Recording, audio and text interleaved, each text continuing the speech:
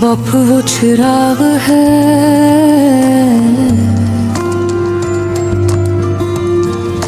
जो खुद जले मगर घर को रोशनी दे दे।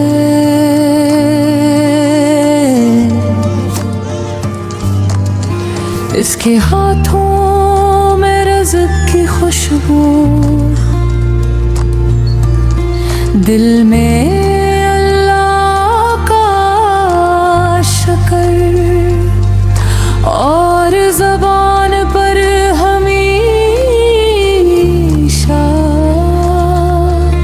औलाद के लिए दुआ रहती है।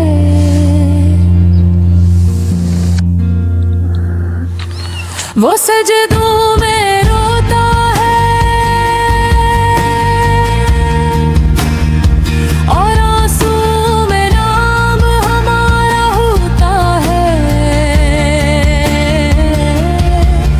हम कभी देख न पाए मगर हर खैर में इसकी खामोश की महक होती है।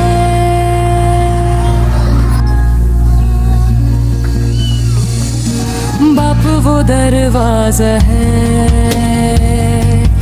जिनके साए से जन्नत की राह